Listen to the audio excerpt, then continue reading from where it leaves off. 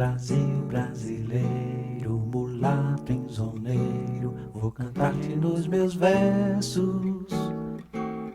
Brasil, samba que dá bamboleio que faz... O primeiro cinema de São Paulo inaugurou em 1907. Era localizado na Avenida São João e se chamava Cine Biju, com capacidade para 400 pessoas. O endereço do cinema já era conhecido como o ponto de diversão da cidade.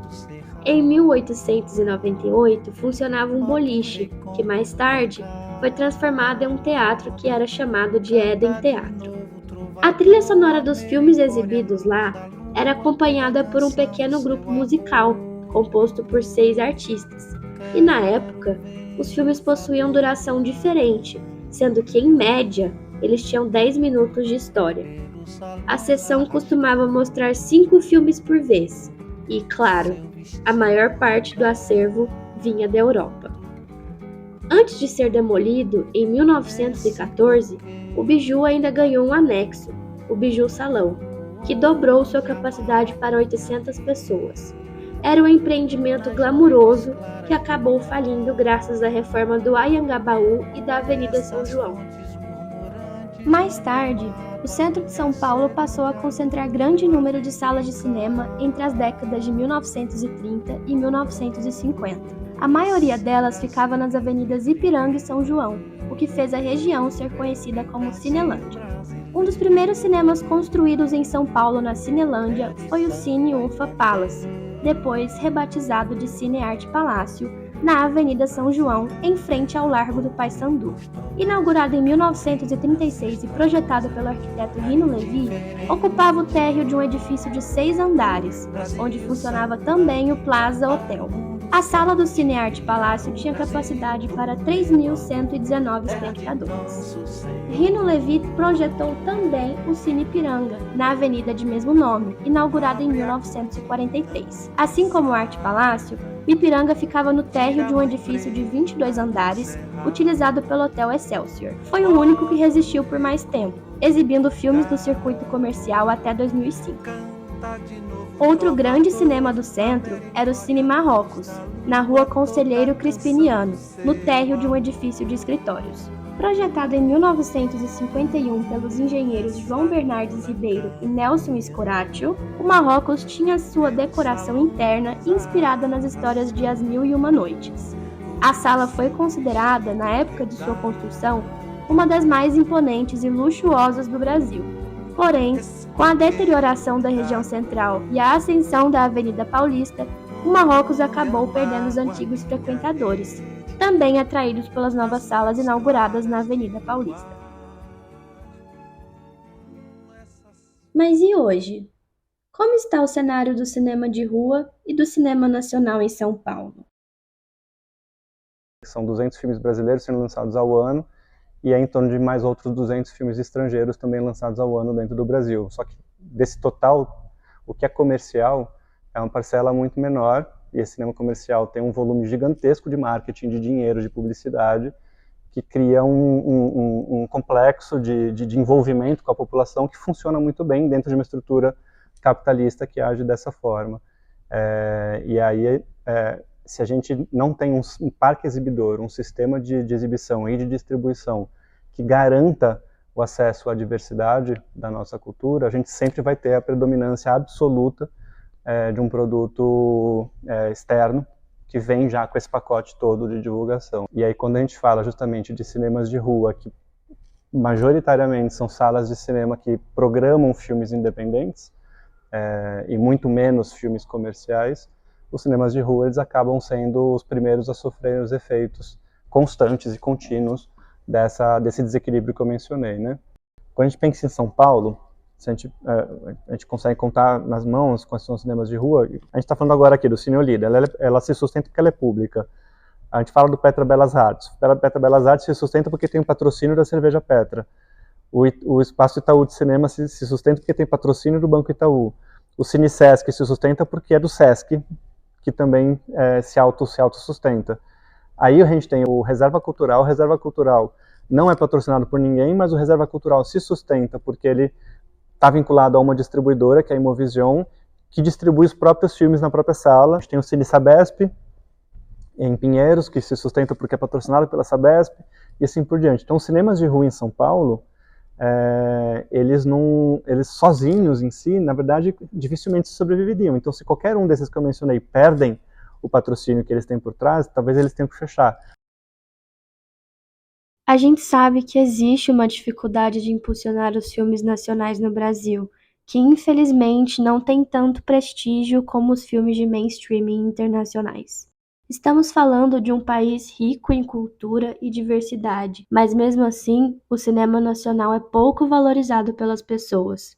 Na verdade, o buraco é muito mais embaixo. Se trata também do baixo investimento no audiovisual brasileiro. A Ancine divulgou em 2022 dados que demonstram que, enquanto os filmes de produção brasileira representam apenas 3,9% da renda, as produções internacionais somam 96,1%. Isso tudo impacta diretamente os cinemas de rua, que sobrevivem praticamente apenas de filmes nacionais. Quando eu falo de reestruturar tudo isso, eu estou falando também de políticas públicas que pensem também num sistema de cota, mas o sistema de cota sozinho não vai resolver a questão, a gente precisa também de outros formatos que envolvam inclusive até o Ministério da Educação, isso são pensamentos mais de longo prazo, para entender o cinema também enquanto uma ferramenta didática, para daí dessa forma você garantir a formação de público e o público se interessar em consumir a cultura gerada dentro do próprio país. Caso contrário, a gente vai sempre ficar consumindo a cultura que não é nossa, basicamente. A cota sozinha não vai resolver o problema, porque se você pode garantir 30%, 40% de filmes nacionais sendo programados nas salas de cinema, mas a pessoa ela vai chegar no shopping, porque talvez ela nem conheça que existem salas de rua, ela vai chegar no shopping, ela vai ver lá Marvel, Barbie, Oppenheimer e os outros 30% de filmes nacionais que ela nunca ouviu falar, porque a divulgação não chega até ela, a comunicação não chega até ela não vai escolher ver o filme que está lá, embora o acesso esteja à disposição. Precisa gerar um complexo mesmo de ações que garanta o saber, né, gerar o interesse e fazer eles irem, porque o Brasil ele não só não vai parar de produzir o que ele produz, como vai aumentar cada vez mais. E o parque exibidor ele ainda está estrangulado, e ele não vai crescer se a gente não gera demanda, mas a gente vai gerar aumento de produção porque são caminhos sem volta.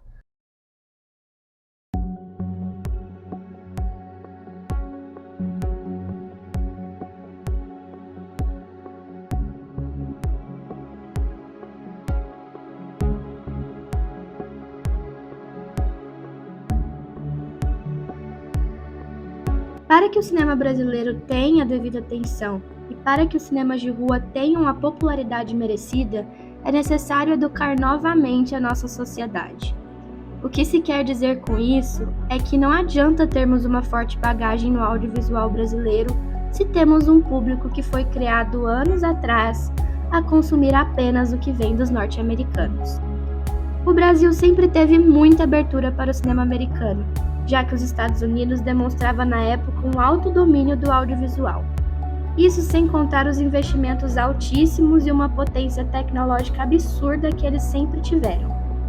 Isso tudo ganhou o gosto dos brasileiros e formou um público que já se voltava a olhar mais para o que vem de fora. Então, se o investimento em filmes internacionais é desproporcionalmente maior do que o investimento em cinema brasileiro, automaticamente as grandes emissoras que vêm de fora acabam ocupando grande parte das salas de cinema. É nesse sentido que os cinemas de grande rede, como Cinépolis e Cinemark, os famosos cinemas de shopping, se sobressaem, já que o alto investimento vai todo para eles.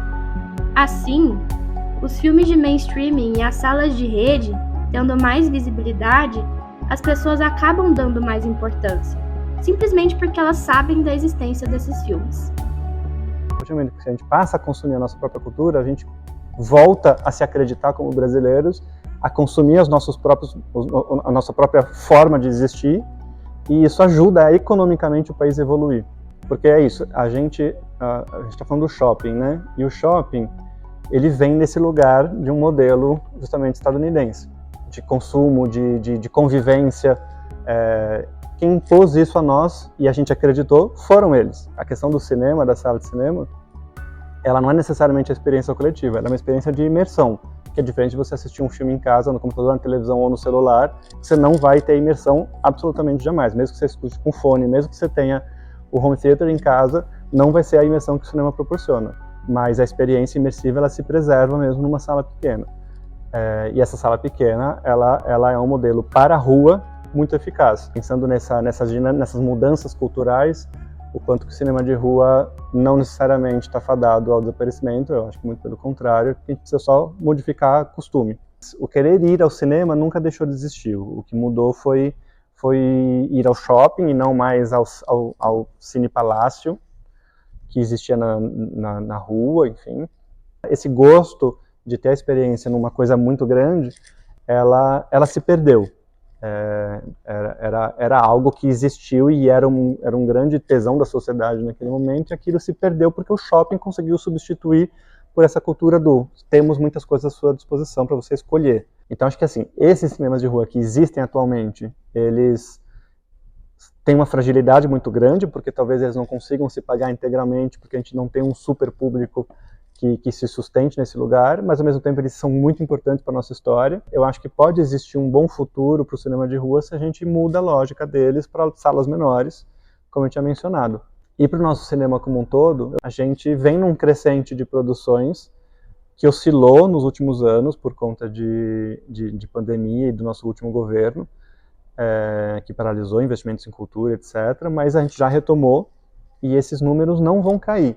A gente vem conseguindo fortalecer parcelas da população que antes não tinham acesso a absolutamente nenhum, não só à cultura, mas à produção de cultura, e agora, cada vez mais, eles vêm tendo acesso. Então, a gente vai ter um crescimento cada vez maior do nosso cinema, talvez em algum momento a gente se estabilize num número alto, que não é o que a gente tem hoje, vai ser bem maior. Então, a gente precisa fortalecer também o consumo.